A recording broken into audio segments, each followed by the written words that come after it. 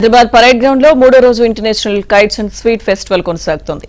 రంగురంగుల పతంగులతో parade ground colourful గా మారింది. ఇప్పటి వరకు కైట్ ఫెస్టివల్ ను 4 లక్షల మంది సందర్శించారు.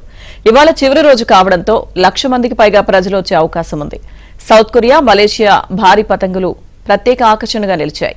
సాంస్కృతిక కార్యక్రమాలు ఆకట్టుకుంటున్నాయి. మరింత సమాచారం మా ప్రతినిధి నుమాన్ అందిస్తారు.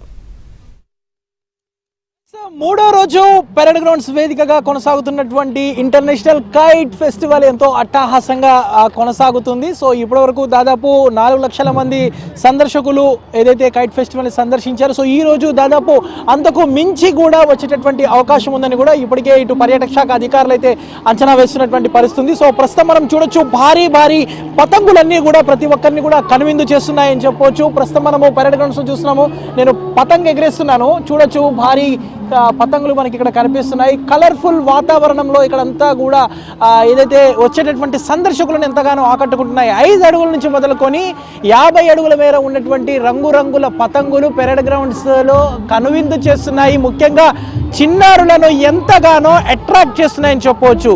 సో ఇప్పటి వరకు ఈ స్థాయిలో పతంగులు ఎగిరవేయడం అనేది ఇదే తొలిసారి అని చెప్పవచ్చు. గతంలో చేసినప్పటికీ కూడా ఈ స్థాయిలో ఇంత కనువిందుగా ఇన్ని పతంగులు దేశ విదేశాలకు చెందినటువంటి ఫేమస్ కైట్ ఫ్లైయర్స్ తీసుకొచ్చి చేయడం అనేది ఇదే తొలిసారి అని చెప్పవచ్చు. మనము చూస్తున్నాము డిఫరెంట్ టైప్ ఆఫ్ వెరైటీస్లో ఉన్నటువంటి పతంగులు అయితే ఎంతగానో ఆకట్టుకుంటున్నాయని చెప్పవచ్చు. సో ఈరోజు చివరి రోజు కాబట్టి ఇంకా అంచనాలకు మించి చాలా మంది వచ్చేటటువంటి అవకాశం ఉందని కూడా ఇప్పటికే ఆ నిర్వాహకులు కూడా అంచనా వేస్తున్నారు. తెలంగాణ ప్రభుత్వం తరఫున పూర్తిగా భారీ ఏర్పాట్లను చేశారు. సో ఈరోజు రాత్రి మంగ్లీ మ్యూజికల్ నైట్ కార్యక్రమాన్ని కూడా ఏర్పాటు చేశారు. దాంతోపాటు ఆ తెలంగాణ కవులు కళాకారులతో ఆటపాటల కార్యక్రమాలు కూడా సాంస్కృతిక కార్యక్రమాలు కూడా వచ్చేటటువంటి వారిని ఎంతగానో ఆకట్టుకుంటాయని చెప్పి చూస్తున్నాము. మొత్తం కూడా పరేడ్ గ్రౌండ్స్ సందర్శకులతో నిండిపోయింది. ఇక్కడ అంతా కూడా ఒక కలర్ఫుల్ వాతావరణంలో చిన్న పెద్ద తేడా లేకుండా అందరూ కూడా international kite and sweet festival ని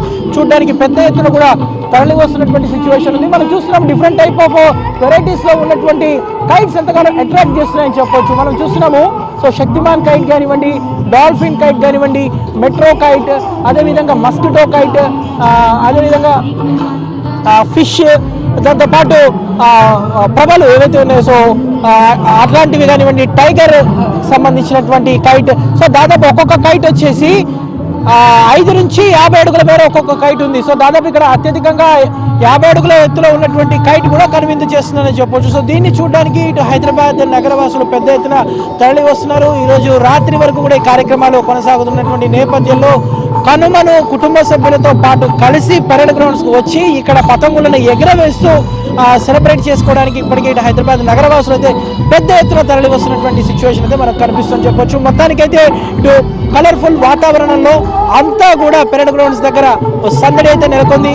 మూడో రోజు చివరి రోజు కాబట్టి ఈ రోజు లక్షలాది మంది వచ్చినటువంటి అవకాశం ఉందని కూడా ఇప్పటికే అంచనా వేస్తున్నటువంటి పరిస్థితి మనకు కనిపిస్తుందని చెప్పొచ్చు. ఈ రోజు శ్యామ్తో నుమాన్ ఆంధ్రజ్యోతి పరేడ్ గ్రౌండ్స్ నుంచి.